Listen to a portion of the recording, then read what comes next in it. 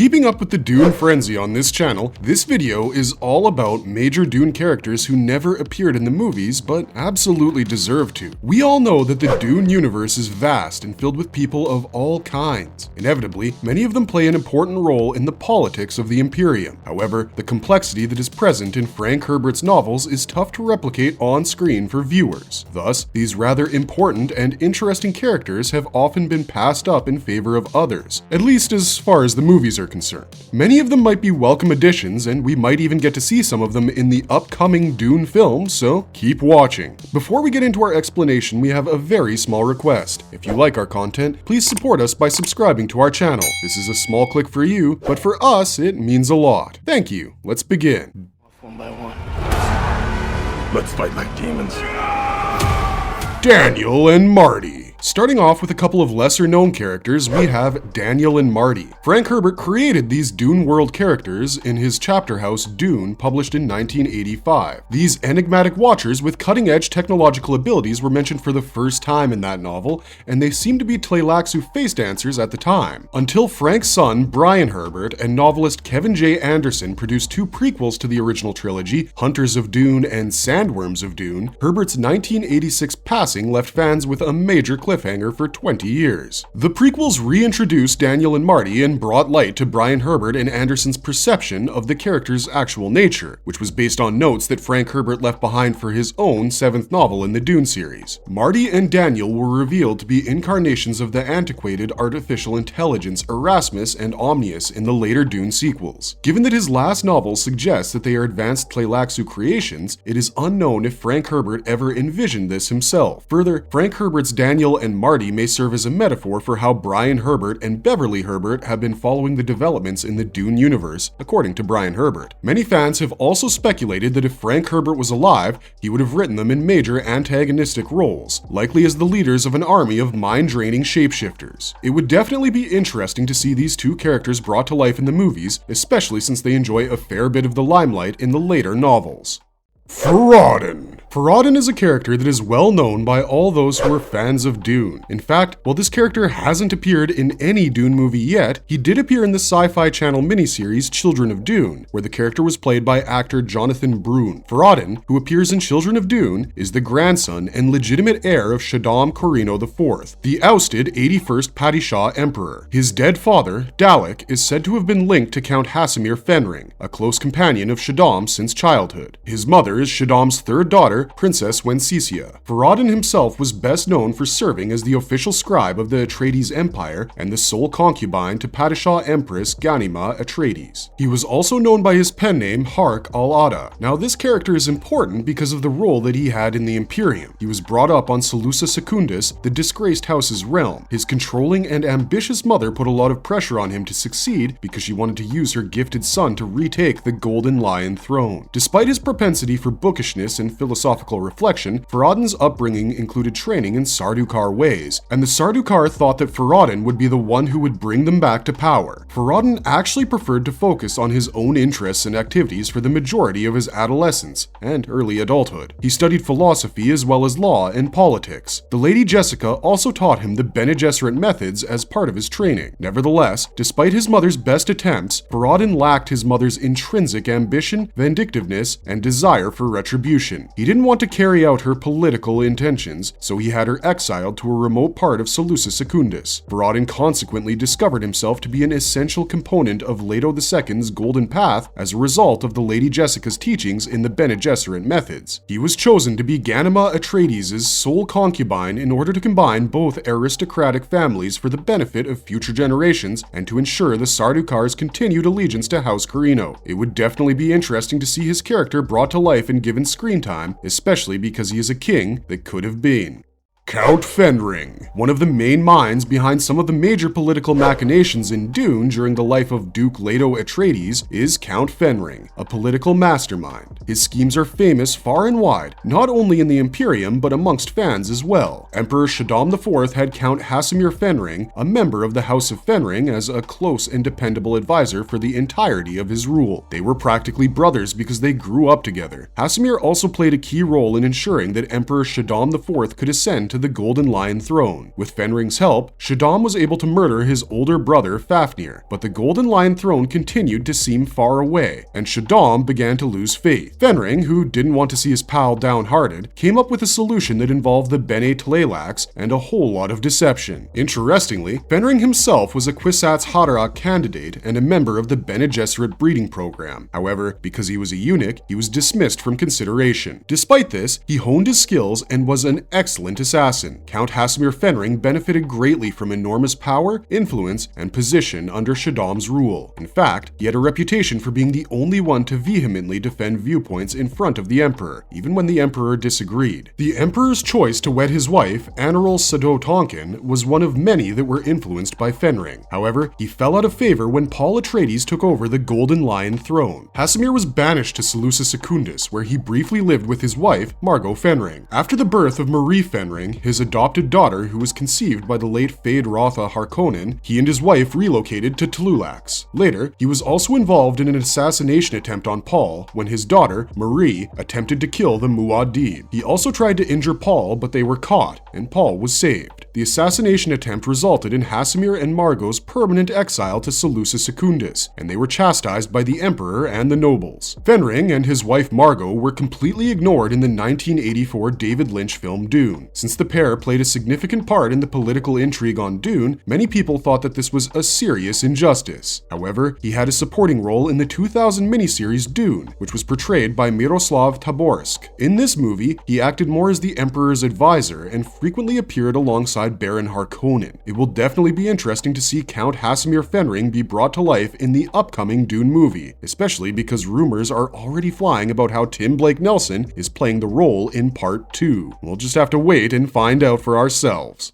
Lady Margot Fenring. Lady Margot Fenring is a woman from the Order of the Bene Gesserit and wife to Count Hasimir Fenring. Hasimir's involvement in the narrative is well known, although Margot's motivations diverge from those of her husband. Her main role in the narrative is when she schemes to trick and seduce Feyd-Rautha Harkonnen in order to get access for her Bene Gesserit sisters to a separate lineage that might give rise to the Kwisatz Haderach. Her success in this matter resulted in the conception of Marie Fenring, her daughter, with Feyd, instead of Hasimir. She was a devoted Bene Gesserit through and through, and also shared a great relationship with her husband. What is shocking is that the character of Margot Fenring has never been cast in a movie or television series. In fact, Princess Irulan's character was given credit for some of Margot's actions as part of filmmaker John Harrison's expansion of Irulan's role in this Sci-Fi Channel adaptation, since Lady Fenring was noticeably absent from the action in the miniseries. Alejandro Jodorowsky's planned Dune film from the 1970s was also going to include Lady Fenring, but it never panned out. But in Denis Villeneuve's Dune Part 2, it appears that we will finally see Margot, and hopefully Hasimir, on the big screen. It has been officially confirmed that Léa Seydoux, who plays Madeleine Swann in the James Bond flick Spectre and No Time to Die, will play Lady Margot Fenring in Villeneuve's Dune Part 2. However, there are rumors surrounding this role as well, since there hasn't been an official confirmation on whether Hasimir's character will appear or not. This has led many fans to theorize that Seydoux might improve on the character, but in the process, eclipse her husband, causing Hasimir's role to be cut out of the film entirely. What do you think's gonna happen to the Fenrings in Part 2? Let us know in the comments section down below.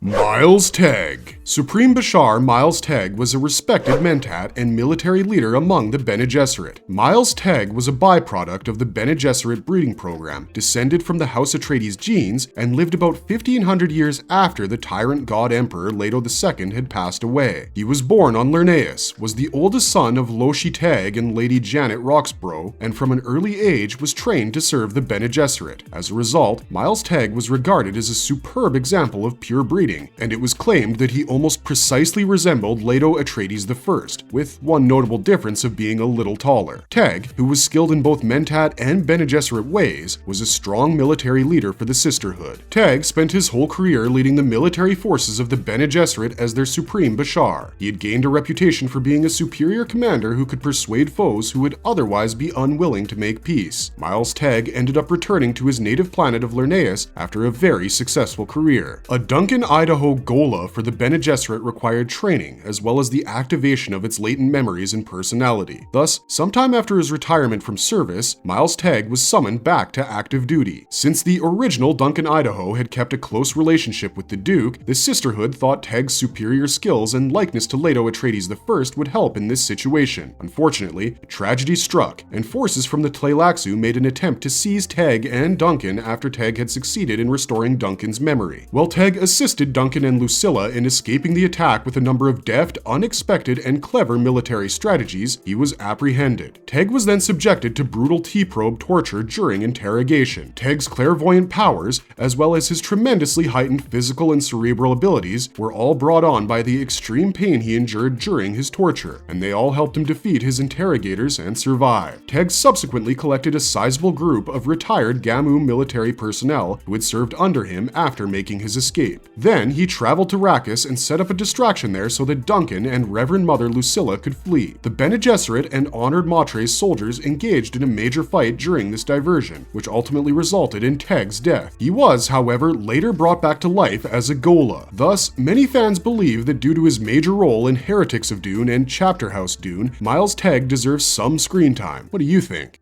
Lucilla. Lucilla was an imprinter and Bene Gesserit Reverend Mother who appeared in Heretics of Dune and Chapter House Dune. Her main responsibility, as directed by Mother Superior Terraza, was to sexually imprint Duncan Idaho's young final Gola while he was training on Gamu. She later notably served as Vice Chancellor of Lampadas under the name Mother Superior Odrade, and after the Honored Matres destroyed the Lampadas horde, she was the one who saved the millions of memories in that horde. In order to carry out her initial mission, Lucilla, otherwise referred to as the Young Odrade, arrived at her position in Gamu. Unfortunately for Lucilla, genetic engineering by Bene Tleilax had rendered Idaho immune to imprinting. Thus, Idaho chose to disregard Lucilla's advances, much to her shock and dismay. Hence, in order to infiltrate the Honored Matre's presence in Gamu and locate the kidnapped Duncan Idaho, Lucilla later pretended to be an Honored Matre, with Burzmali serving as her sexual slave. Miles Tegg could tell that Lucilla had ambitions of her own despite her loyalty to the Sisterhood. Tegg had, in fact, remarked that Lucilla desired the title of Lady, particularly since the Great Houses were making a comeback from obscurity during the time of these events. However, after collecting the memories of the Bene Gesserit on Lampadas, Lucilla ultimately passed away as a prisoner of the Supreme Honored Matre, Dama. Considering the fact that she quickly became a fan-favorite character after the release of Heretics of Dune, there is no doubt that fans would love to see her brought to life on the big screen. Murbella. A bright young Honored Matre named Murbella was taken prisoner by the Bene Gesserit and instructed in the ways of the Sisterhood. From a young age, Murbella was brought up as an Honored Matre. She was considered to be a trainee of remarkable potential because of her exceptional physical and mental capabilities. Almost unfathomable reflexes that operated independently of her central nervous system were one of her renowned skills. She was also able to intensify people's sexual bliss to degrees that were nearly impossible to imagine, as was typical of females of Honored Matre ancestry. Later, she combined the sworn rivals by becoming both the Mother Superior and the Great Honored Matre. The entire Sisterhood, however, did not view Murbella's rise to the leadership of the Honored Matres, and by necessity the Bene Gesserit, as an accomplishment. Many feared that her attempt to combine the two orders into a new sisterhood would fail, while others feared she would suborn the spirit of the Bene Gesserit. Some, including Shiana, then made the decision to flee. Along with Duncan Idaho and Miles Tegg, they all escaped Chapter House in a massive no-ship that had previously carried Tleilaxu Master Scytale and the Jews of Gamu. Appearing majorly in Chapter House Dune,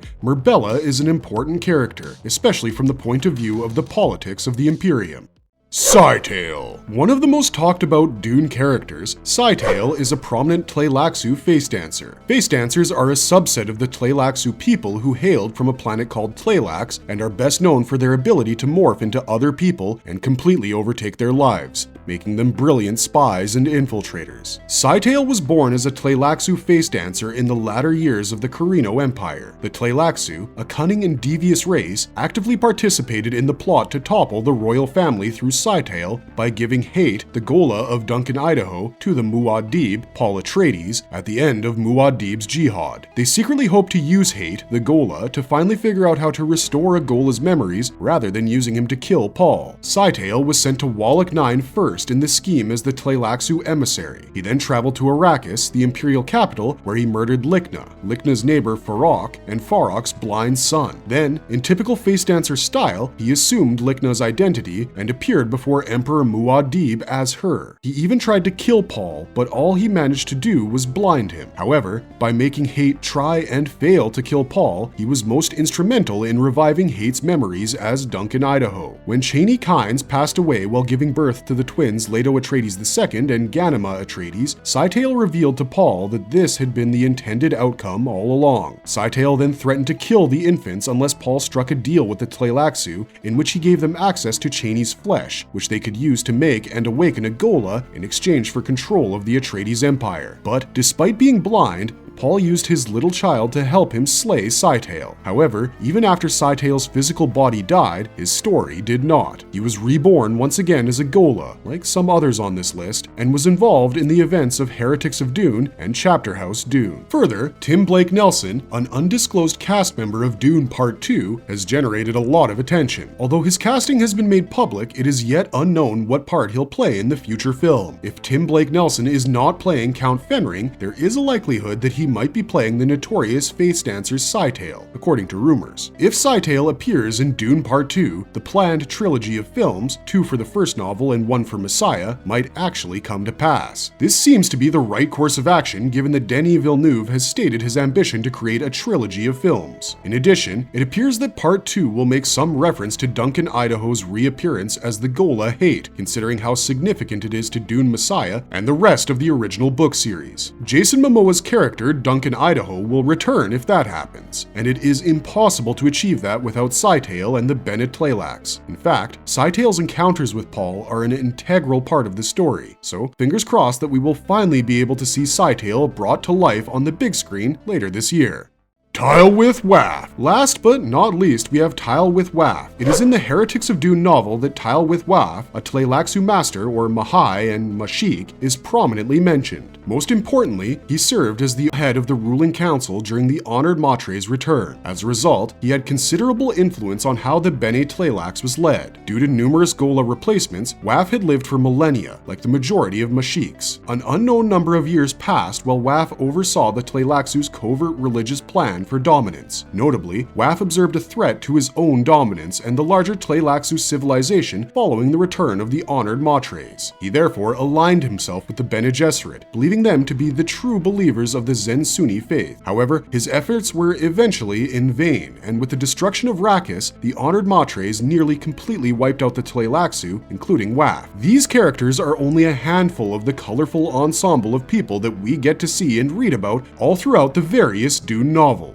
However, they are important in their own right and contribute intrinsically to the plot. In fact, many of them, like Count Hasimir Fenring and his wife Margot, Scytale, and many others, were notably left out from previous film adaptations. Which Dune character from the novels would you like to see brought to life on the big screen? Let us know in the comments section down below, and in the meantime, thanks for watching, stay safe out there, and have a marvelous day.